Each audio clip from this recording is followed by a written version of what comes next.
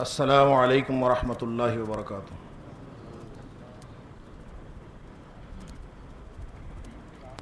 الحمد للہ وکفا وسلام علی عبادہ الذین اصطفیٰ۔ اشہد ان لا الہ الا اللہ وحدہ لا شریک لہ واشہد ان محمدا عبدہ ورسولہ صلی اللہ علیہ وآلہ وسلم۔ اما بعد فاعوذ باللہ السمیع العلیم من الشیطان الرجیم من ہمزہ ونفخہ ونفثہ۔ بسم اللہ الرحمن الرحیم۔ وَأَنزَلْنَا إِلَيْكَ الذِّكْرَ لِتُبَيِّنَ لِلنَّاسِ مَا نُزِّلَ إِلَيْهِمْ وَلَعَلَّهُمْ يَتَفَكَّرُونَ۔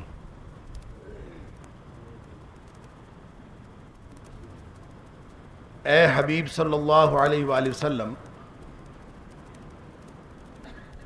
ہم نے آپ کی طرف یہ ذکر نازل کیا ہے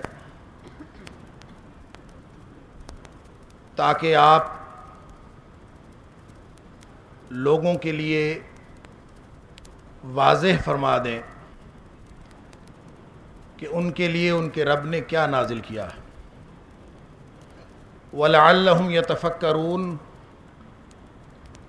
اس سے ایک راہ ہموار ہو جائے گی کہ وہ اس میں غور و فکر کریں گے اور اس غور و فکر سے ان کے فہم کا راستہ ہموار ہوگا۔ صدق اللہ العظیم۔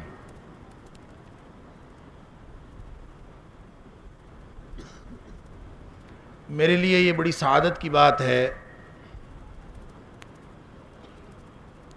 کہ ہمارے ملک کی سب سے بڑی ہماری جماعتی درسگاہ، اس کی تقریب بخاری میں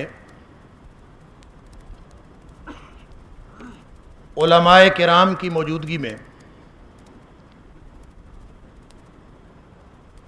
اس گفتگو کا جو موقع ملا ہے،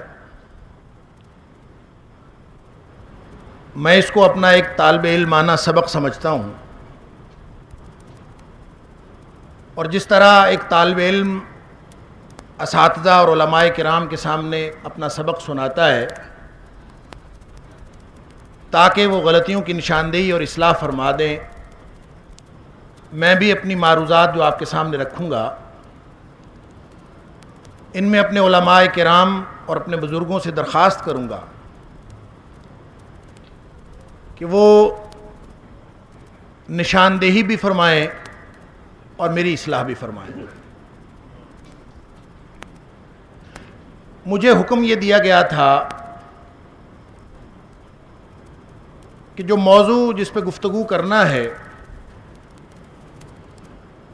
وہ ہے فہم حدیث میں محدثین کا منہج اور جدید رجحانات۔ تو میں اس پہ سوچتا رہا،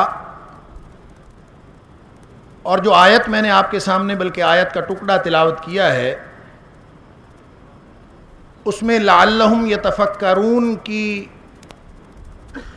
تفہیم کے اندر اور اس کے مفہوم کے اندر میں نے فہم کا استعارہ پایا، اور میں نے اسی اعتبار سے آپ کے سامنے اس کا مفہوم رکھا ہے کہ اللہ کے رسول صلی اللہ علیہ وآلہ وسلم پر ذکر نازل ہوا اور تبیین ذکر رسول اللہ صلی اللہ علیہ وسلم کا بنیادی فریضہ قرار پایا، اور اس کے ذریعے سے تفکر اور تفہیم ہمارے ذمہ لگا۔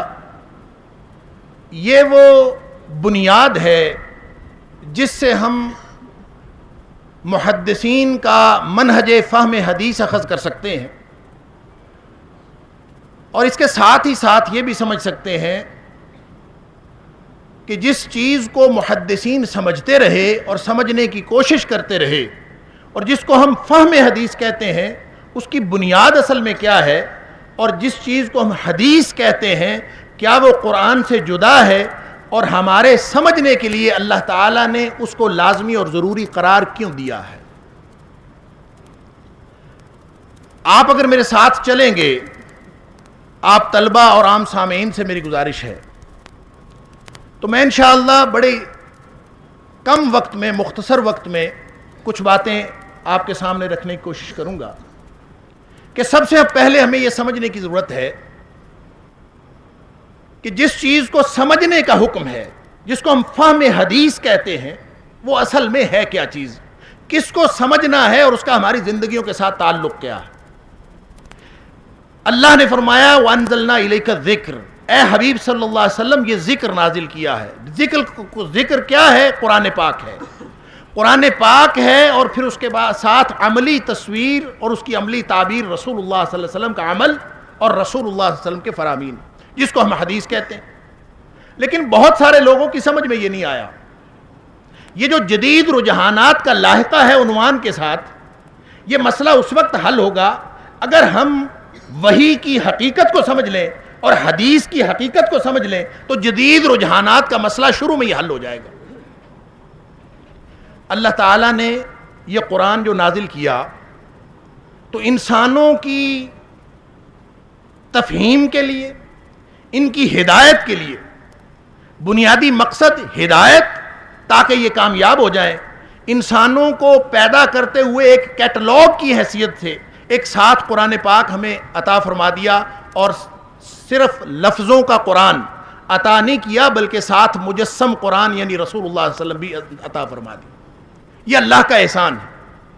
وہ نہ بھی عطا فرماتا، وہ کچھ بھی نہ دیتا، لکھا ہوا قرآن بھی نہ دیتا، وہ ہمیں مجسم قرآن رسول اللہ صلی اللہ علیہ وسلم کی ذات کی شکل میں نہ دیتا، تو بھی ہمارے اوپر اللہ کی بندگی اور غلامی فرض تھی۔ وہ ہم سے کس طرح کرواتا؟ وہ آسمان سے آوازیں دیتا، عرش سے آواز آتی، ہم اس کی تعمیل میں لگ جاتے، لیکن اللہ کی غلامی اور عبدیت وہ بنیادی مسئلہ ہے جس کے لیے ساری انسانیت کی تخلیق ہوئی ہے۔ وَمَا خَلَقْتُ الْجِنَّ وَالْإِنسَ إِلَّا لِيَعْبُدُونَ، اللہ کی غلامی کرنا ہے، اور اللہ کی غلامی کیسے ہوگی؟ اس کے لیے اللہ تعالیٰ نے وحی نازل فرما دی۔ اب وحی کہاں نازل ہوئی ہے، اس کا محل اور مقام کیا ہے؟ وہ رسول اللہ صلی اللہ علیہ وسلم کا قلب اطہر ہے۔ نزل به الروح الامین علی قلبک لتکون من المنذرین۔ لے کے آنے والا، نازل کرنے والا تو رب العالمین ہے، لے کے آنے والا روح الامین ہے، لیکن نازل کہاں ہوا ہے؟ نزول اور حبوط کا مقام اور محل کیا ہے؟ وہ رسول اللہ صلی اللہ علیہ وسلم کا قلب اطہر ہے۔ اللہ کے رسول صلی اللہ علیہ وسلم کے قلب اطہر میں وحی نازل ہوئی، اور اللہ کے رسول صلی اللہ علیہ وسلم کو یہ فریضہ سونپ دیا گیا کہ لِتُبَيِّنَ لِلنَّاسِ مَا نُزِّلَ إِلَيْهِمْ، کہ آپ یہ اس وضاحت میں لگ جائیں، اس تشریح میں لگ جائیں کہ اللہ نے یہ جو ہدایت نامہ نازل کیا ہے اس کا مقصد و مطلب کیا ہے، اور انسانیت فلاح کے راستے پر کس طرح چل سکتی ہے۔ رسول اللہ صلی اللہ علیہ وسلم کو یہ بات ارشاد فرما دی گئی۔ اب سوچنا یہ ہے ایک لمحے کے لیے کہ قلب جہاں پہ وحی کا نزول ہوا، اگر وہاں پہ وحی نہ ہو تو پھر وہاں کیا ہوتا؟ اگر وہاں پہ وحی نہ ہو تو پھر وہاں کیا ہوتا؟ تو ظاہر سی بات ہے، ہم جس دل کو جانتے ہیں، ہم جس قلب کو جانتے ہیں، اس قلب کے اندر خواہشات اور ہوا کے علاوہ اور کیا بات ہوتی، جس کو آپ ہوائے نفس بھی کہہ دیتے ہیں۔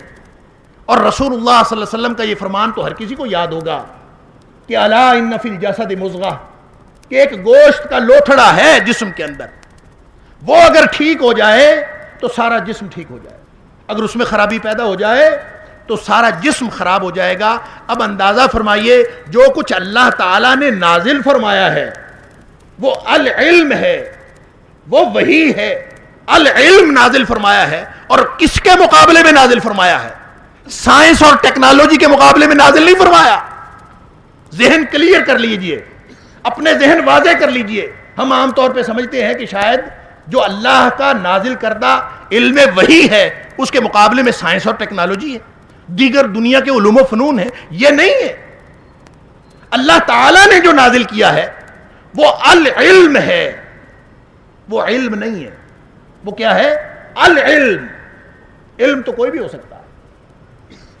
یہ علوم و فنون والے ہر ادارے پہ، چاہے وہ میڈیکل کی تعلیم دے رہا ہے، چاہے وہ انجینئرنگ کی تعلیم دے رہا ہے، وہ کسی بھی چیز کی تعلیم دے رہا ہے، اس کے اوپر لکھا ہوا ہے طلب العلم فریضۃ علی کل مسلم. بلکہ اہمیت زیادہ جتانے کے لیے ساتھ و مسلمۃ کا لپا بھی لگایا ہوا ہے تاکہ جینڈر ڈسکریمنیشن نہ ہو جائے، جنسی امتیاز نہ ہو جائے. لہٰذا عورتوں کی ناراضگی سے بچنے کے لیے و مسلمۃ کا لفظ بھی ساتھ لگا دیں.